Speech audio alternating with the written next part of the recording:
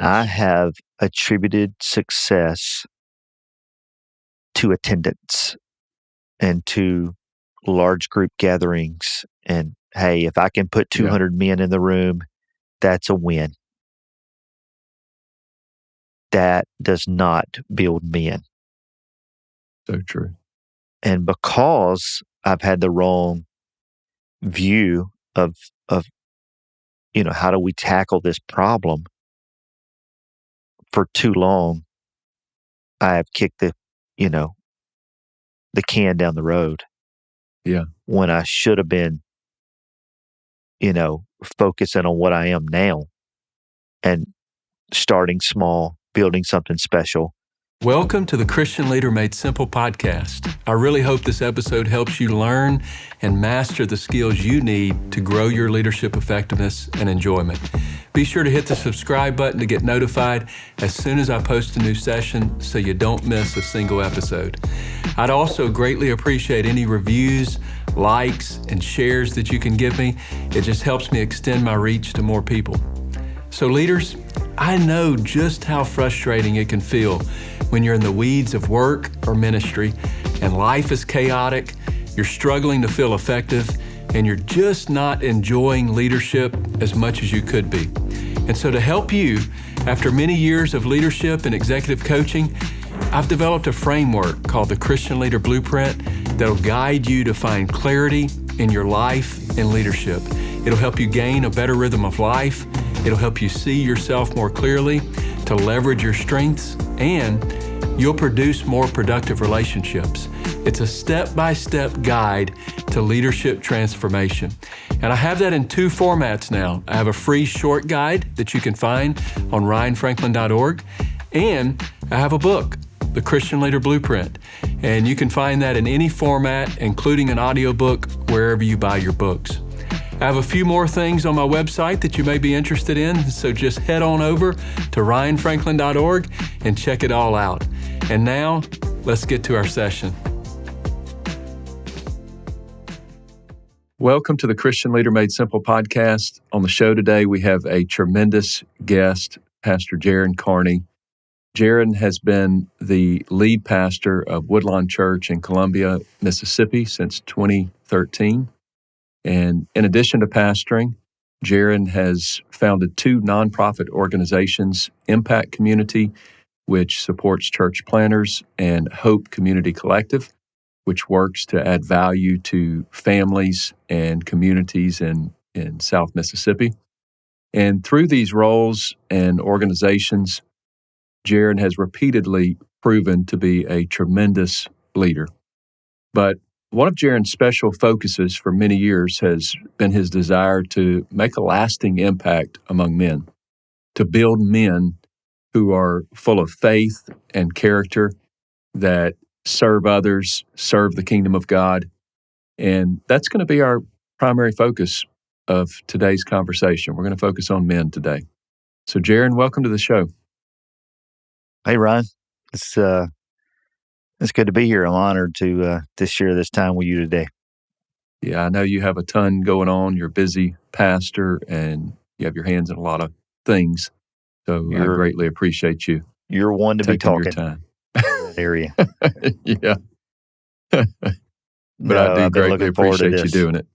Yeah, well, thank you. I'm talking about something today that I'm passionate about. So yeah, that's an easy task and something that I'm honored to do. Absolutely. Well, I highly honor and love your desire to want to put a lot of focus in this area to impact men because it's such a needed thing. And I'd love for us to just start off today with you sharing some moments of your journey in your life that kind of helped you become the pastor, the husband, the dad, but especially the man that you are today. Well, I haven't arrived like any of us. I feel like the moment we feel like we arrive, that's when we're in trouble. So I am constantly trying to be a better husband and father and Christian and pastor. But Ryan, I was I've had strong men in my life, like all of my life. Yeah. And, what they say, we stand on the shoulders of the men who have went before us. And, I'm definitely that guy. Uh, my dad, such a strong man, a strong leader, Tremendous man. paved the way for, what we're doing here now at Woodlawn. And, I just got to see manhood exampled in a way that, you know, not only was just the, epitome of what a man should be, but also just that example of what I wanted to follow. And, Mm. I told people often, my dad was my pastor. Well, first of all, he was my dad, and he made that, very, very evident. Uh, he was my dad, he was my pastor, and he was my best friend, Yeah. and 4 years ago, he went to his reward, but what he put in me has marked me, forever, and I got to see him build men, and, you know, hopefully I'm just a little chip off of that block, a little chip. I got a long way to go, but, I would say you're more than a chip well, with my experience with you, Jerron. and then, my brother, who's 8.5 years older than me, Ryan, I didn't realize he was that much older. yeah, I know he looks a lot older than that, but, I hope he's listening today. We won't tell him that. But, he's been like a father figure in my life as well. And, so Yeah. cool to see him, now in a position, with our organization, secretary of men's ministry, and working with PJ Paymer. And, Jay has been an incredible, leader Mhm. in our movement, but also, just he was a father figure to me. And then in the absence of my father, he became more of that these last few years. And so I've just been blessed and privileged, to have strong men in my life to watch them, example exactly, what we're talking about today. What does Yeah. manhood look like in the church? What does manhood look like leading your family? And so Yeah. I feel extremely blessed today, and I think that's why I'm so passionate about this topic. Because Ryan, I was just thinking about it earlier before we started this podcast. Like, we have to get this right. Like, I genuinely believe it's we know that's what's wrong with America, but Yeah. it is, if we struggle in any area of the church, this is it. And if we get this right, it's going to be a good day for the church. And so I think that's why I'm just so passionately pursuing, Yeah. this topic. And I know we'll dive into it, but I just want to say from the outset, like, this will change everything in the Yeah. apostolic church. This will change everything in, whatever organization, whatever movement you're leading. Yeah. And uh, I I hear in your voice the gratefulness of the support and the mentoring and the example and all that your dad and even your brother has given you in your life. And your dad was a tremendous man. I didn't know. I interacted with him a little bit personally, but not a ton. But just from a distance, I could just see the character, the deep capacity and character that he had in his life, and that was um, no doubt very life shaping for you as a man. And unfortunately, there's a ton of people in this that may be listening to this that, including myself, that didn't have that type of godly example in their life, and maybe even not as high of a capacity, to handle the ebbs and flows of life, and that makes it quite challenging. And a lot of people are broken because of that.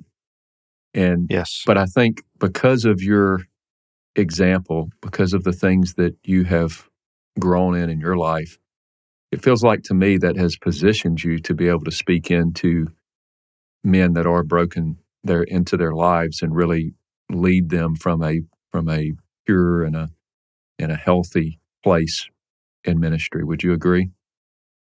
I think so. It's something that I talk about often here locally, at Woodline. And yes, we live in a broken world.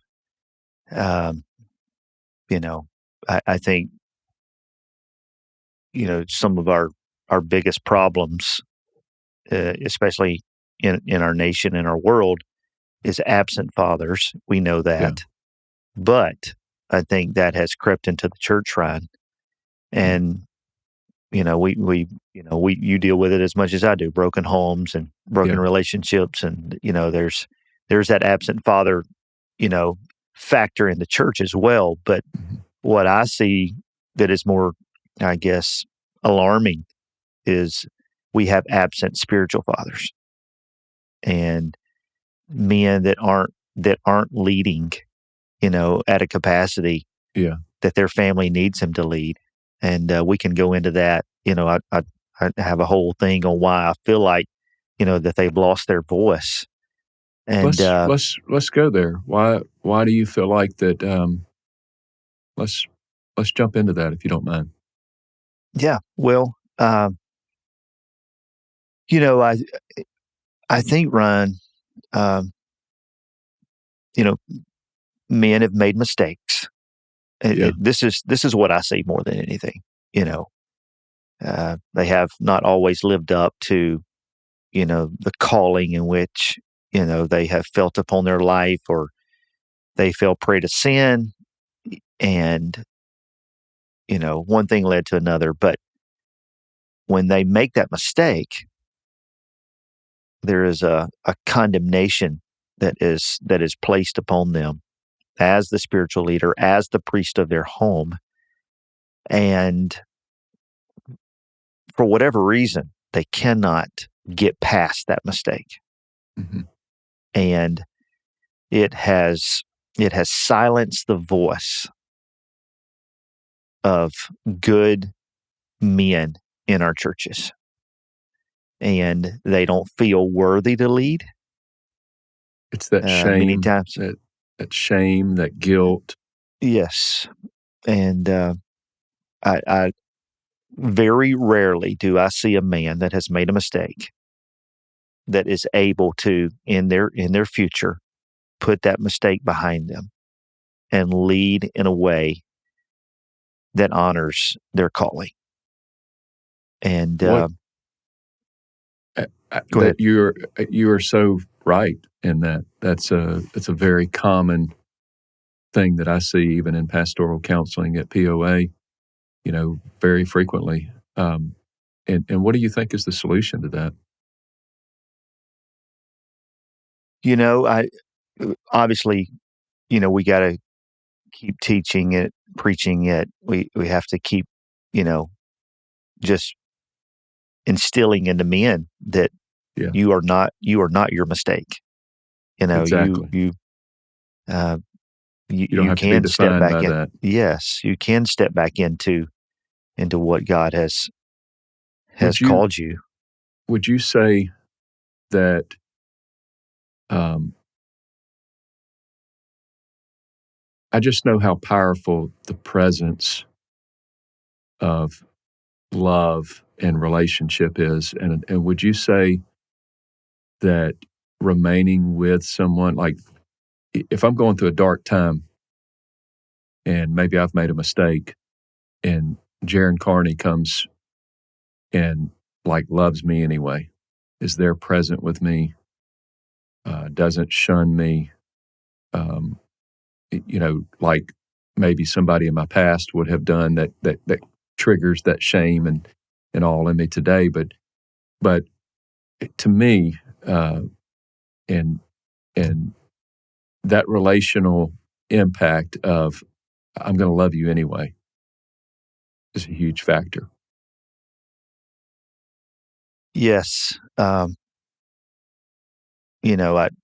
I love the passage, that we have to, you know,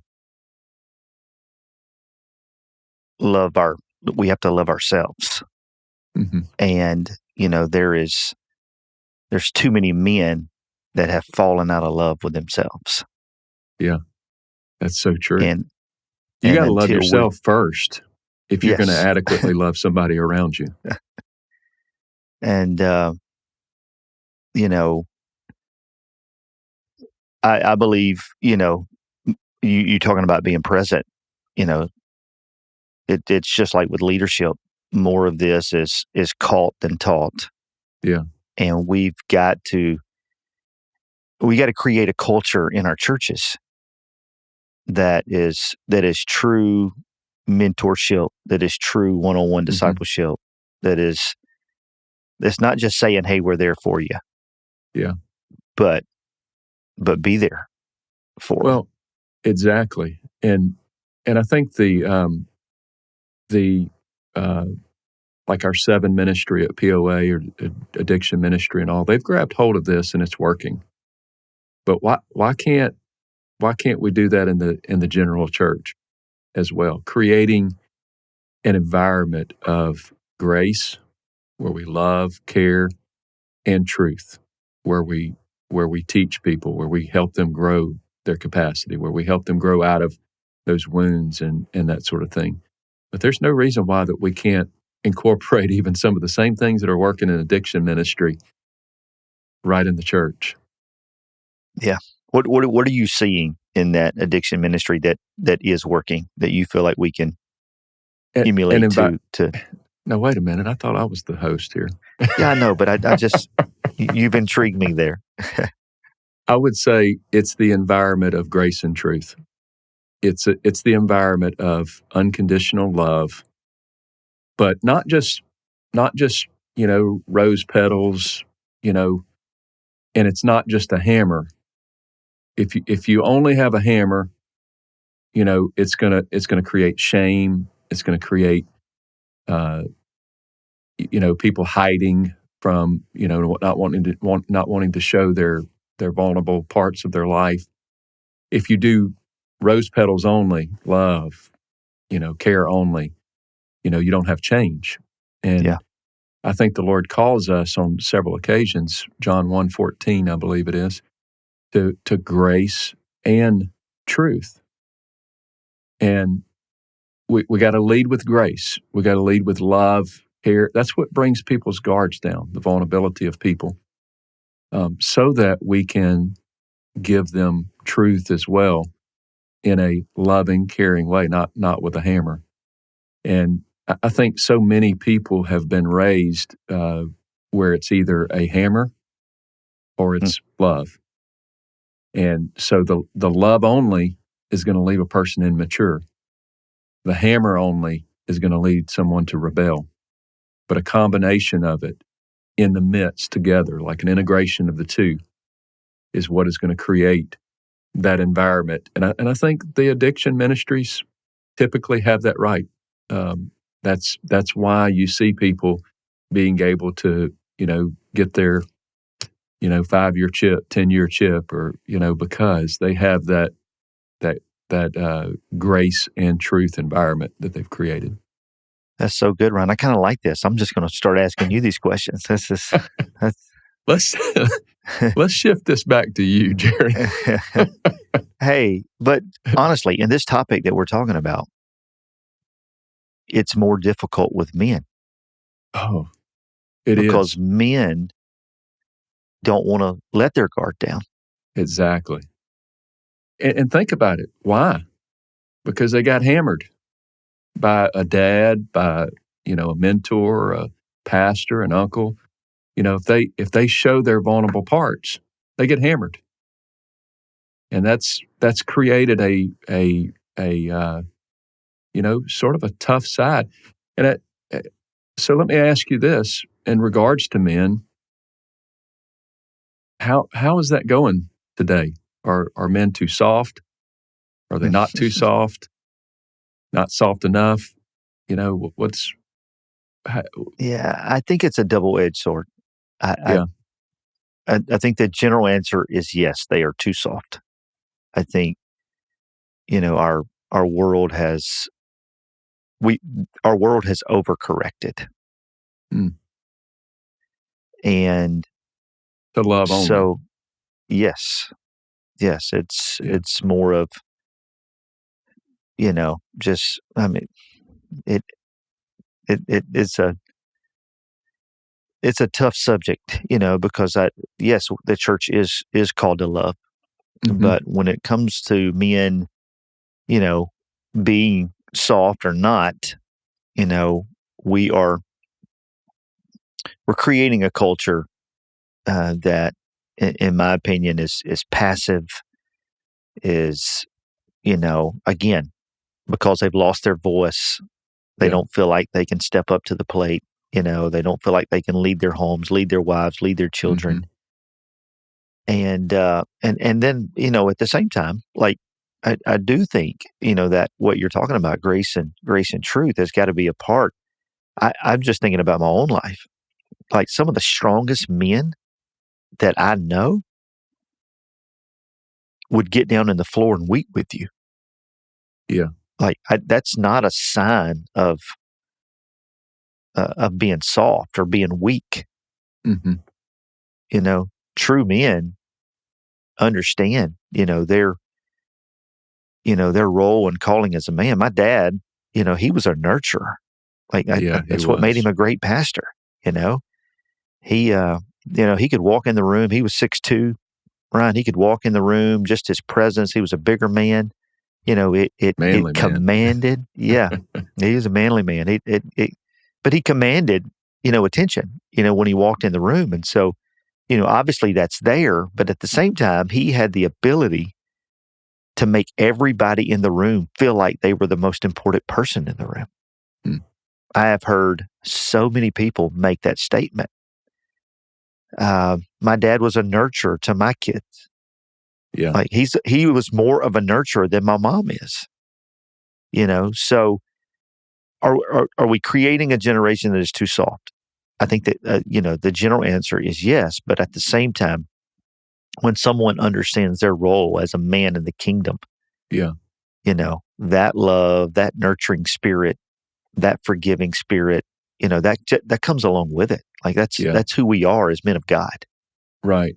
And what I see, what I hear you saying is, like with your dad, he was a manly man. His stature demanded attention from people, yet he displayed the fruit of the Spirit in a tremendous way, which softened that manly man approach. People still thought of him as a manly man. However, they also loved him because of the fruit of the Spirit that he displayed. Yeah. It'd be amazing if we got back to portraying the fruit. That might answer all of our issues. Yeah, no doubt. No doubt. That's awesome. So,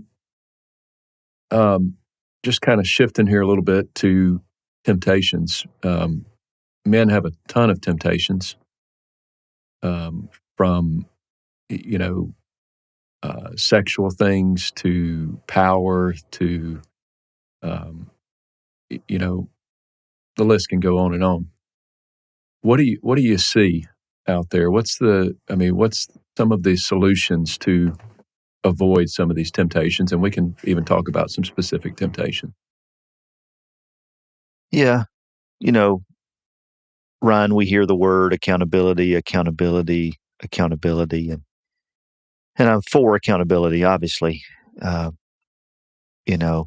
my brother makes the statement famous that everyone needs someone in their life that knows them.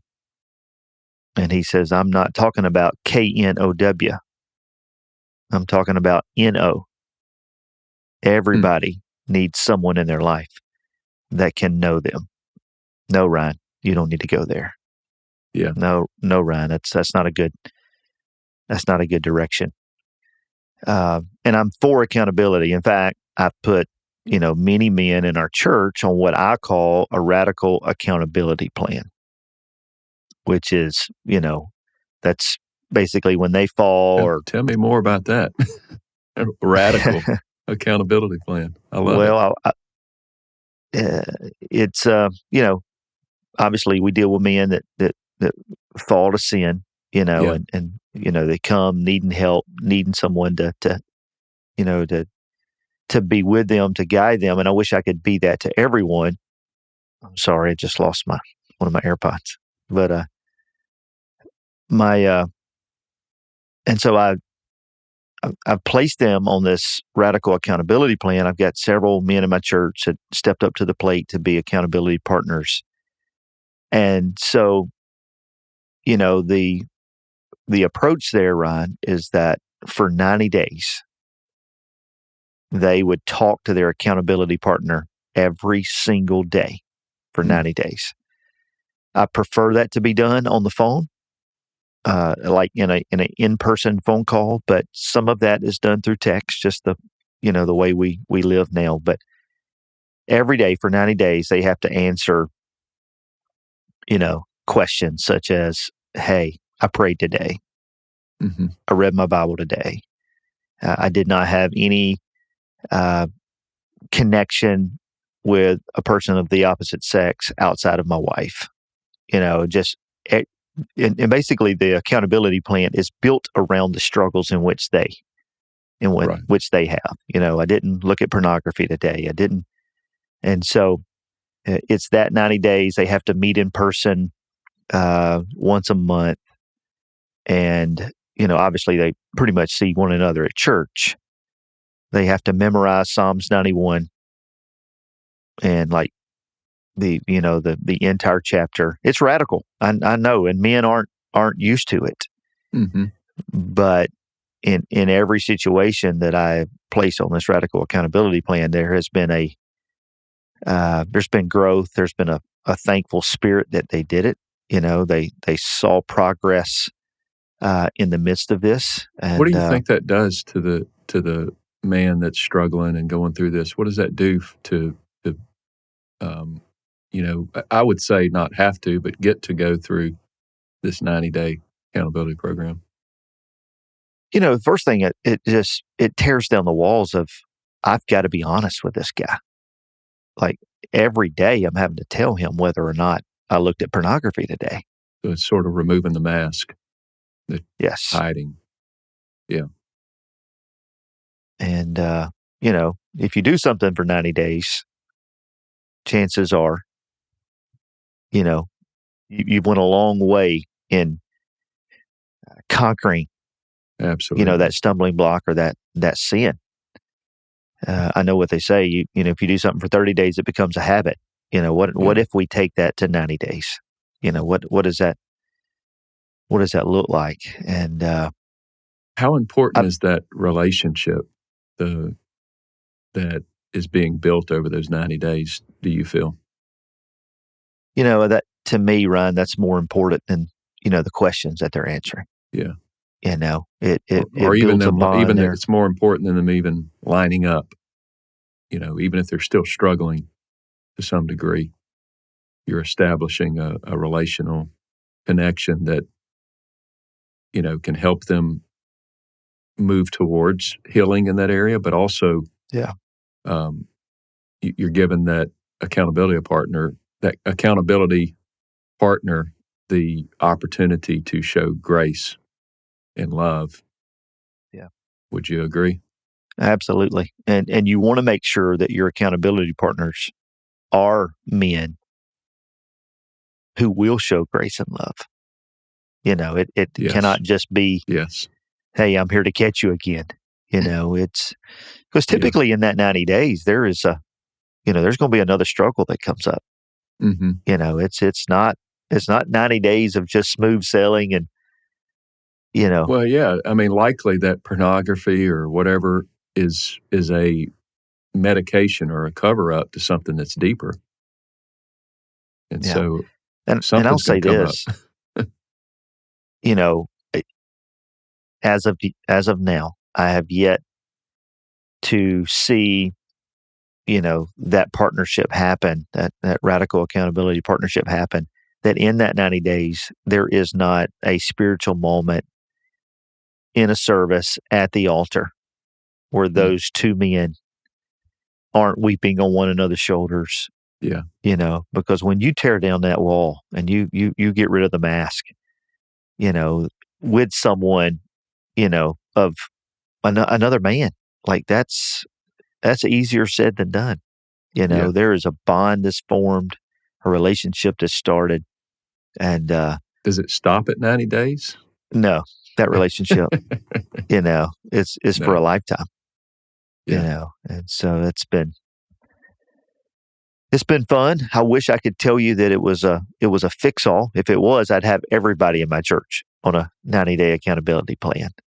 Yeah. It's not a fix all, but it does go a long way in ensuring that man conquers that particular stumbling block. Yeah. We mentioned pornography. That's a biggie. There's a lot of other things, anger and different things that men struggle with. So it's not just pornography. But in today's world, pornography has become so accessible because of the internet. And it's a routine problem, even among pastors, even that may be listening to this, or, leaders of churches, that's a tough thing for them to overcome and grapple with. Do you have any advice or anything that you could think of that would be helpful to somebody that may be listening to this and they're struggling? I think too long, Ryan, it's been a taboo subject in the church, and we're dealing with it every single day. I heard a stat this week. Over 50% of the men, that number may be 60% of the men in Christian, organizations and churches are dealing with pornography. Wow. And, if that stat was somewhere else that was not a taboo subject like pornography, what would we be doing? We'd be declaring it from the rooftop. We'd be, with a megaphone out in the lobby, Right. We have to talk about it. We have to address it. We have to create dialogue, and give people an opportunity to come forward and say, I need help. Yeah. If we don't talk about it, Ryan, as pastors, when we do hear about it, it's going to be more than likely with a spouse that is upset or called them, or the marriage is on the rocks or in shambles, and I Which think sometimes exposure. sometimes is not a bad thing, to be honest with you, because it brings it gives you an excuse to bring it to light. We I don't agree want with it to that. get to there, Yeah, but I don't want it to wreck a marriage. exactly. Yes. First of all, it's sin, Right. but then it leads to, marriage problems, divorce, and but we have to talk about it. Like We the have to talk church. about it. Yeah, I mean, we're in family month right now at Woodline, and we're just spending an entire month just trying to strengthen the home, strengthen the family. Yeah. Because strong families make strong churches, and we've Yeah. got that backwards for so long. But we have to give people the tools to build a strong family. Yeah. And if somebody is struggling with this, especially a pastor, there's a lot of ramifications that could happen if their church or their spouse or whatever found out about this, which that's why it makes it so difficult for people to come forward and say, "Hey, I'm struggling with this issue of pornography," and it's almost our culture of kind of works against actually helping somebody get healing from that. And I would say, if you don't mind me, just maybe making a statement here on if somebody is struggling with this and you don't feel like that you don't really know what to do. You don't feel like you can go to your pastor. This is a pastor that doesn't feel like they can go to anybody. Yeah. At the very least, find a counselor who is bound by state laws to hold your confidence and begin the steps of working through this. And it may be that you need to, step down from your church or for a season while you get healed. I don't know. But at least find someone that is confidential and begin to process this stuff with somebody. It's amazing what Satan can do with a lonely person who is dealing with all of this shame and guilt and things of that nature. So get somebody in your world somehow, some way, to begin to process what healing looks like for your future.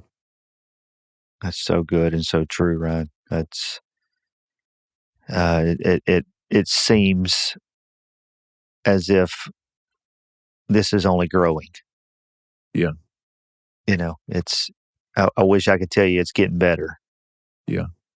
But we are dealing with this on the daily, and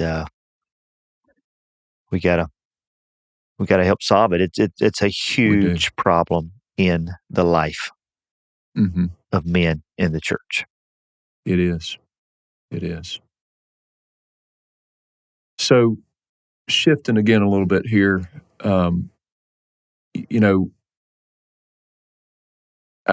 every man obviously doesn't have to get married, but how important do you feel a spouse is to sort of maintaining a manhood in your world or in another man's world?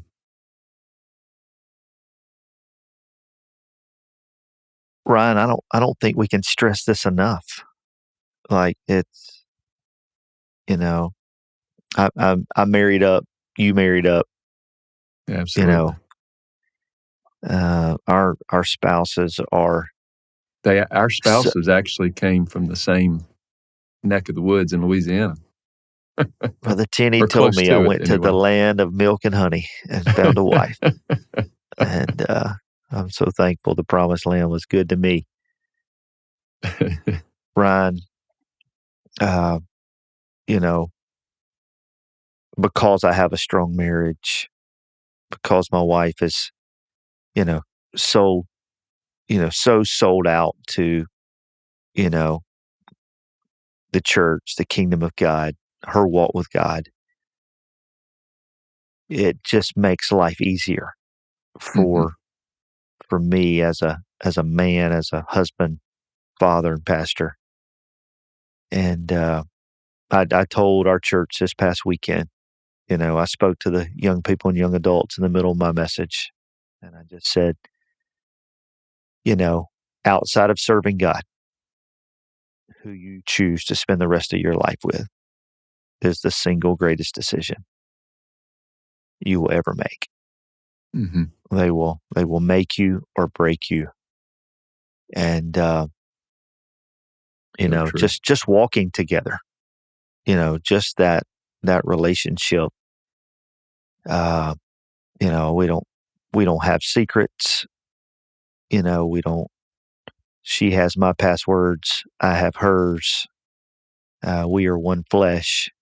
It just makes everything better, Ryan, and I've heard it. I'm just going to go ahead and just lay it down here. We're talking today. This is adult stuff, like I've heard, the sexual relationship of my marriage is weak, is poor. And, that led me to what I did. That has been a struggle in our marriage, and we don't have time to just dive, so deep into that subject today, Ryan. But, it, no doubt for a man, it does, that it plays a role. Like, I'm thankful that I have a strong marriage. And if there is a struggle there, we can talk about it. We just put it on the table and just, talk about.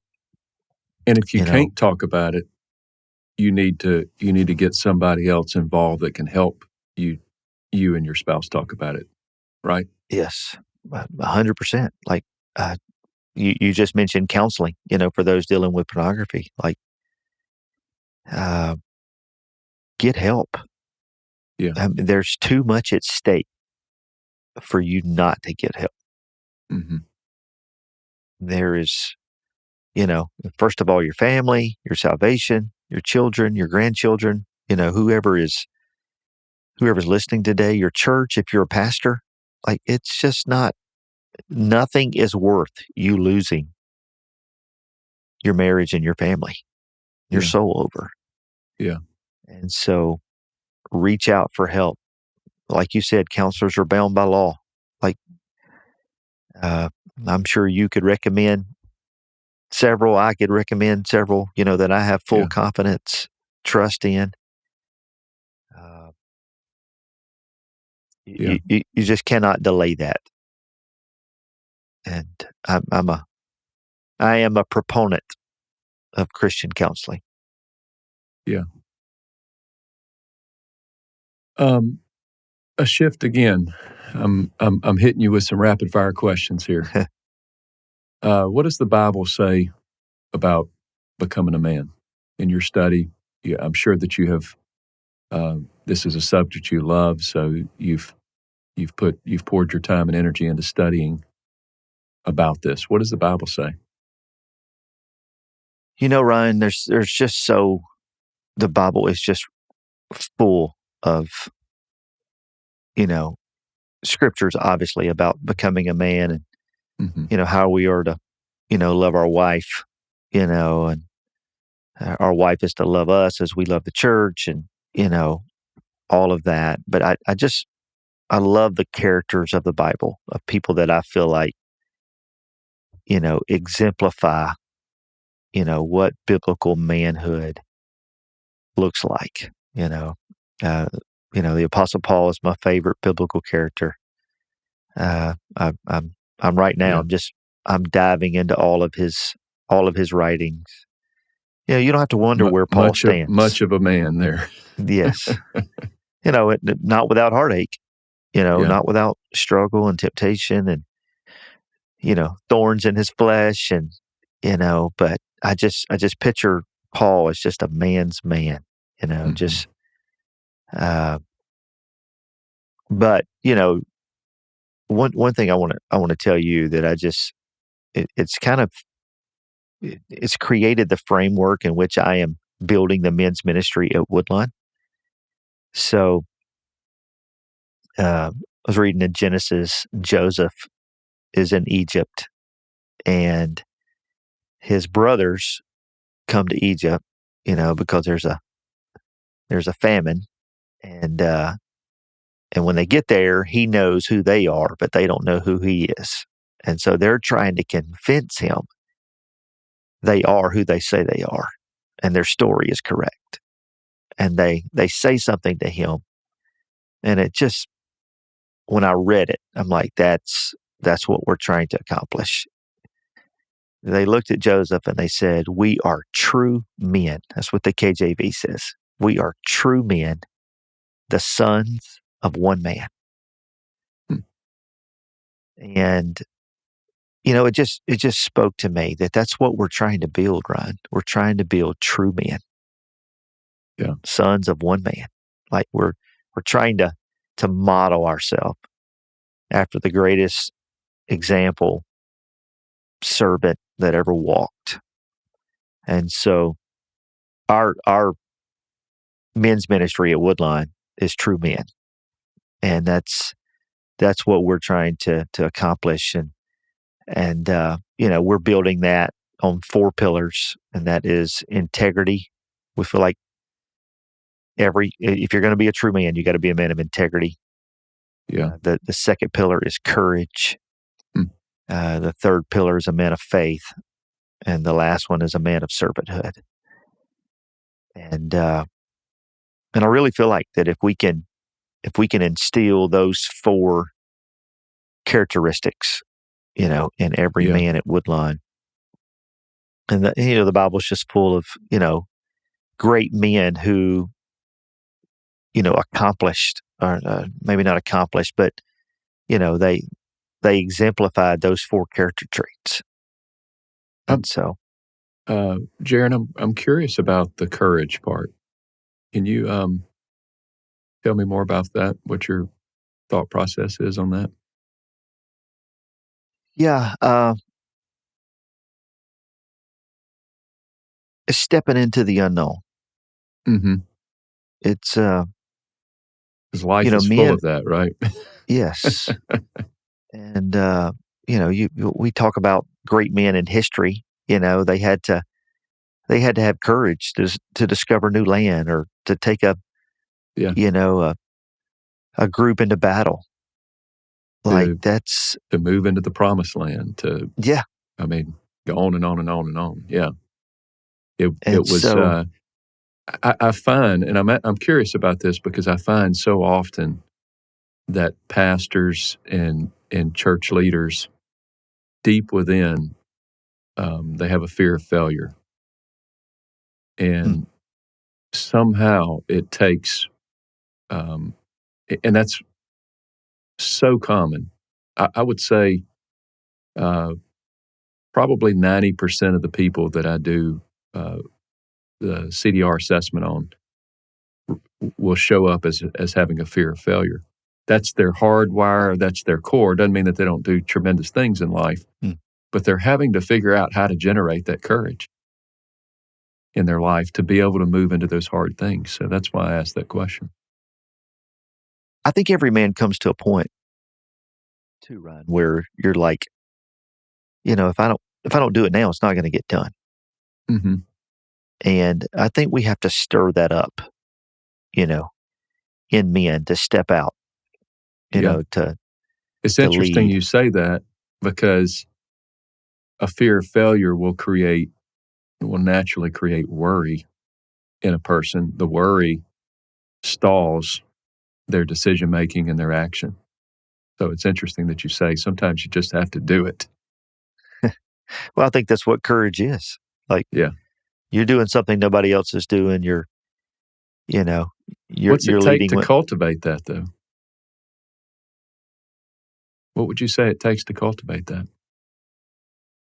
Wow, it's a great question. Uh, I got one thing coming to my mind right now, just jumping in my mind that if you don't mind me jumping in here. no, Um, I'll be the host. well, r- relationships. Yeah. Like, if you and I, Jerron, were struggling, or if one of us were struggling with something and we jumped on a call together, we're going to encourage and help the other to build courage. And if I don't have that relationship that is capable of helping me move through that fear of failure, I'm a lot more likely to kind of wallow in that, and stall my decision making. Would you agree? Oh, but you know, again, I think, back to more caught than taught. I think Hmm. courage is caught. Yeah, We we we need we each other for thrive that. off. Yeah, we thrive off of one another. You know. Yeah, Let me share this with you real quick. So I competitive brought. that competitive drive. That I'm Yes. sorry, No, I that's interrupted you. Go ahead. so. Last year, I brought 12 men close to me as Hmm. I am starting to, In your church? yes, form Okay. this new, true men ministry. Hmm. And so they didn't even know what they were coming for. I just said, "Hey, I want you to come to my house. I want to share with you." So I bring 12 men to my house who I feel like are true men. I wanted to start with those that I felt like, hey, we can build something off of these men. Yeah. And so we're in my living room. I'm just sharing my heart, telling them, the issues that I see inside the church, inside our local church. I made it very, very personable. But I just started asking them a question, and I just said, "What is one thing that you feel like you bring to the table that you can duplicate or replicate in other men. And as a result of that, they will be stronger, our church will be stronger, and we can develop something special. So you're And encouraging the mentorship in that. Yes. Yeah. And then whenever, the beautiful thing about it is these men most of them had never really vocalized, hey, this is what I do well. Mm-hmm. Like this is what I have that God has blessed me with, that I can begin to impart and mentor other people. So they all of a sudden saw it as a worthy kingdom investment. Like this is a kingdom thing. It revolutionized. Yes. But I mean, I saw men that I had never seen cry. I saw tears falling off their face. That's awesome. Whenever they begin to internalize and also vocalize, hey, I do have something that other men need. And it started building courage in that room. And I'm telling you, I have taken those 12 men and I'm building the rest of the men's ministry at Woodlawn. And It started the day that they realized, I've got something to offer and we can do this. So you just you chose 12 men, gathered them together and just started having conversations with them about this, encouraging mentorship, encouraging them to use what they have to invest in somebody else. And that kind of created sort of a small movement within your church. Yeah. And I will say this, I think the secret sauce of that was I did not come to those 12 men with all the answers. I brought them to the table and I said, this is what I see. That's good. And I need help creating a solution for where we are.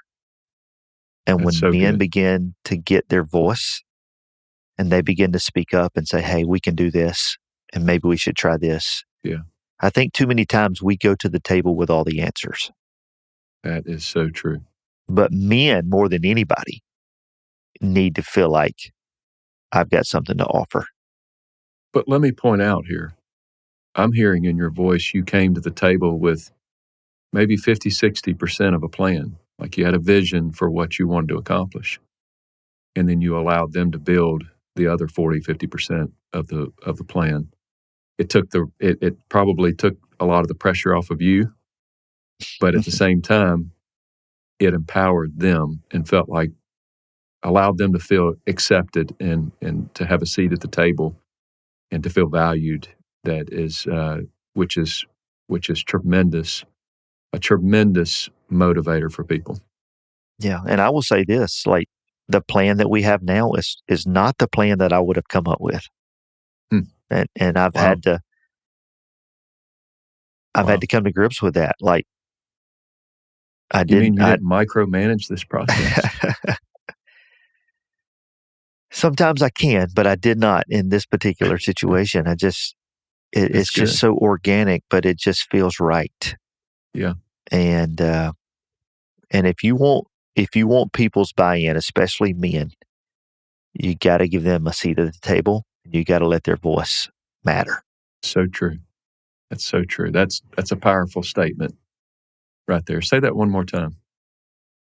If you want to build something special, you got to give men a seat at the table, and they have to know that their voice matters.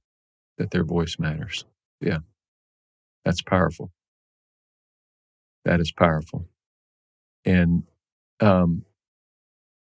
Jerron, as we start kind of wrapping this up and bring it to a close, if somebody is wanting to implement a similar program for men in their own communities, you've given them advice already. Is there any additional advice that you would want to say or encourage or whatever? Yeah, I do. Because I've had to come to grips with this, Ryan. I've had to change the way I think about success. Woodlawn is a place that we do big events well. We try to do things with excellence. And I have attributed success to attendance and to large group gatherings. And hey, if I can put 200 men in the room, that's a win. That does not build men. So true. And because I've had the wrong view of how do we tackle this problem for too long, I have kicked the can down the road. Yeah. When I should have been, focusing on what I am now and starting small, building something special. So before we continue on with the podcast, this episode is brought to you by Christian Leader Community Coaching. Are you a Christian leader who is overwhelmed by the complexity of trying to figure out how to grow your team? I want to introduce to you our Christian Leader Community Coaching program.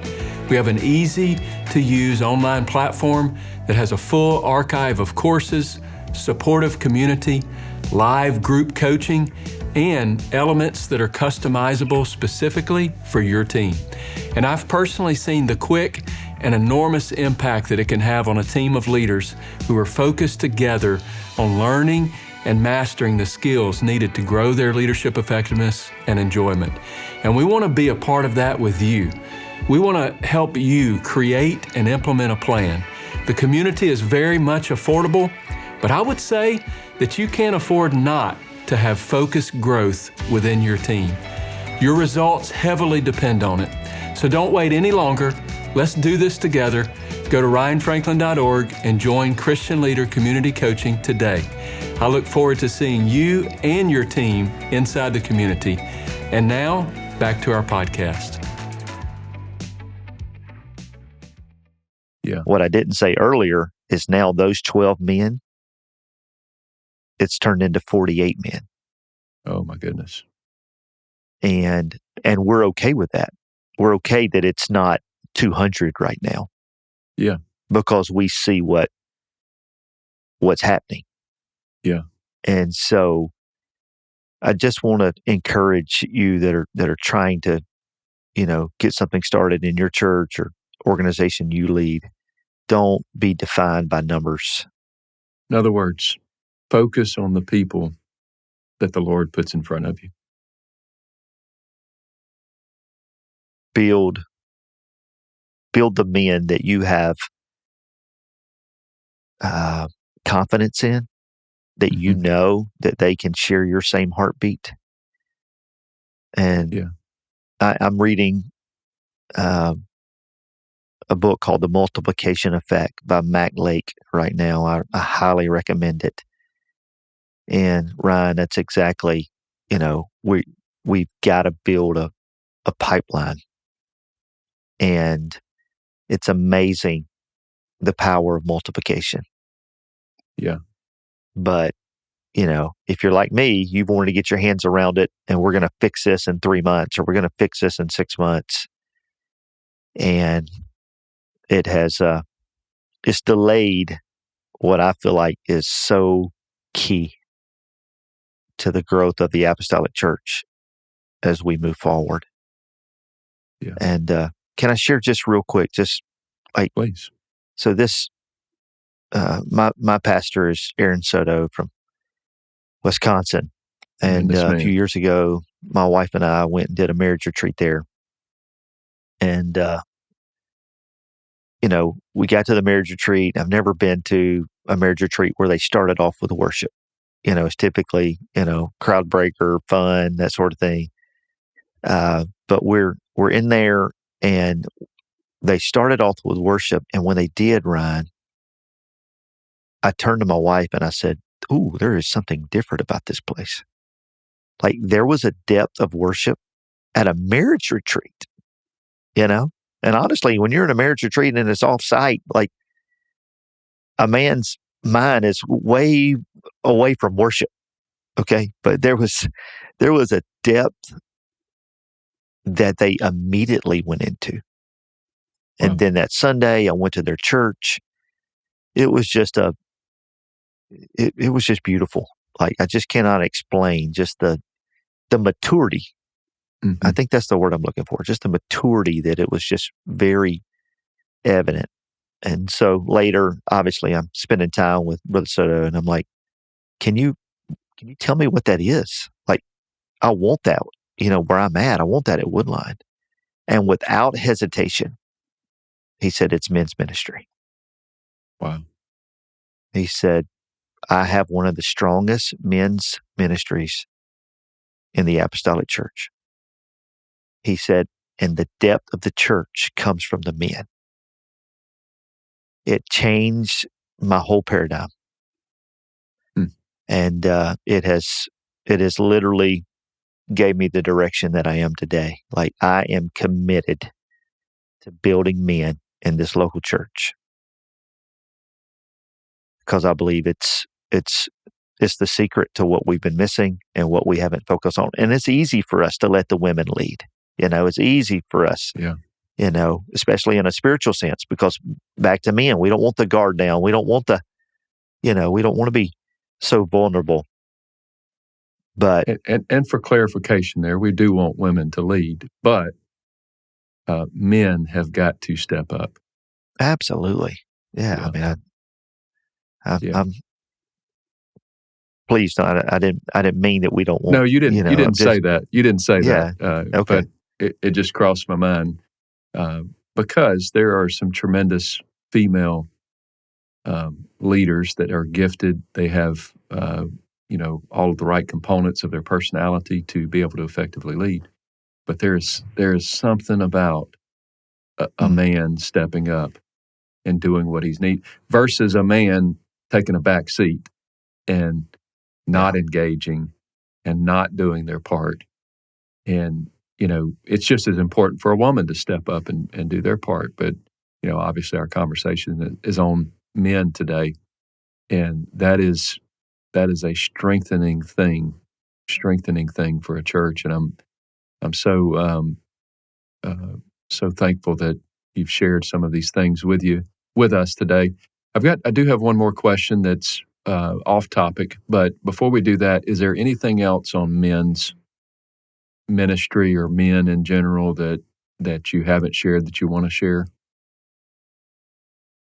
I think we've covered, kind of my heart. I just want to emphasize we have to get this right. We do. And I think in our own movement, Ryan, like you can look at, the budgets of all the departments. And it's the same way in our church. The men's department has the smallest budget of any other budget within the UPC or in our local church. And we invest in what we value. And so we've got to put more of a focus on this topic. I agree. Because the church is missing it. I agree. So, last question, unrelated to the topic, I think.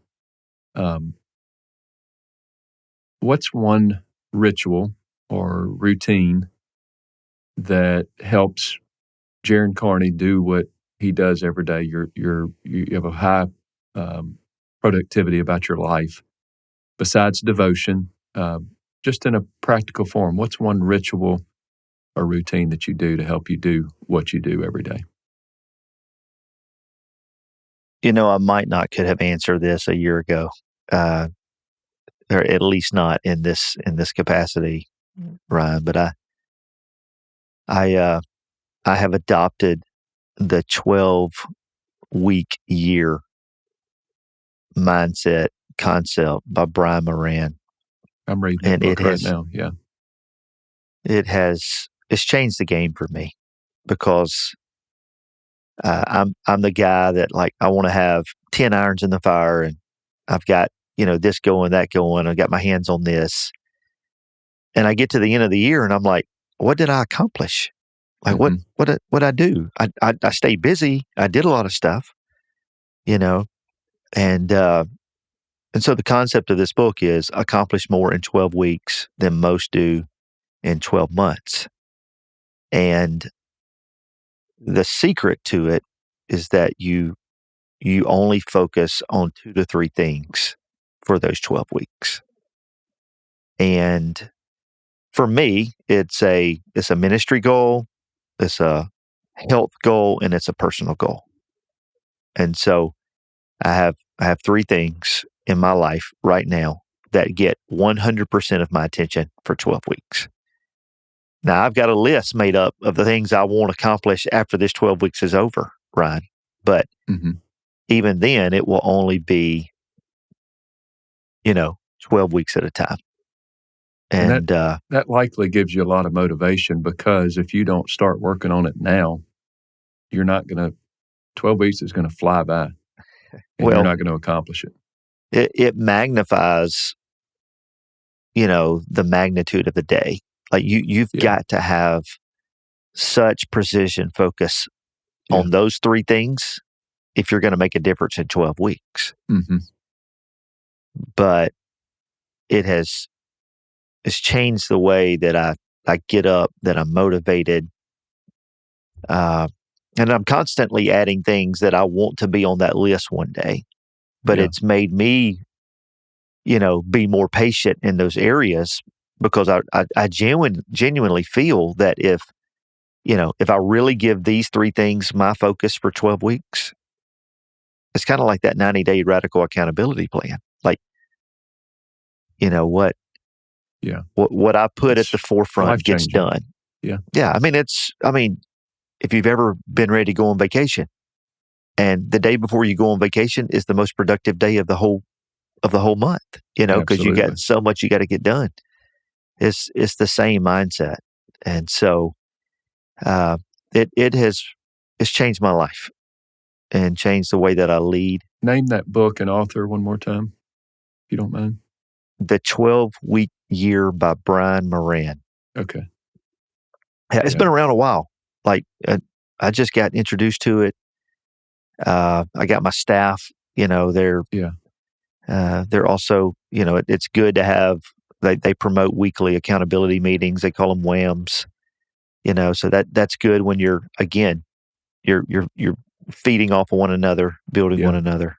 I just started reading that book, and I was trying to think as you were talking about it. You were actually the one that recommended that book to me, and I'm about halfway through. It is a tremendous book, and worthy of the time that it would take to read it, for sure. Yeah, I mean, it's not life changing as far as anything you've never heard before, but it just puts it in a way. It's the organization of it that I see that is tremendous. Yeah, and I've went all in. Like I ordered the workbooks and all of that, and just because I've seen such great results. Yeah.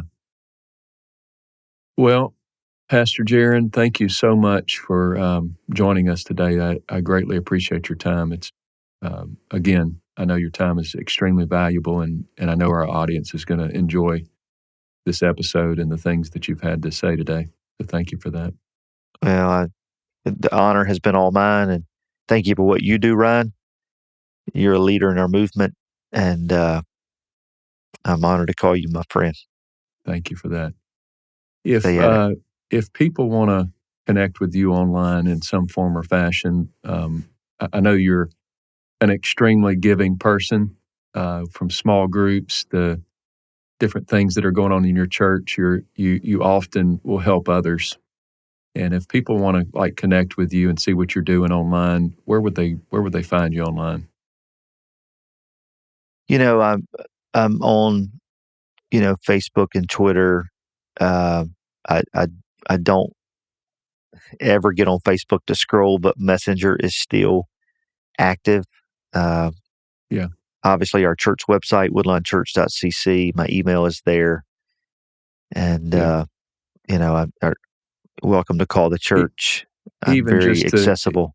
Even just to lurk a little bit on woodline.cc would be helpful to people, because I know you guys do everything you do it with excellence, and I would encourage people to check out your church. You have you're going to be relaunching your podcast pretty soon as well.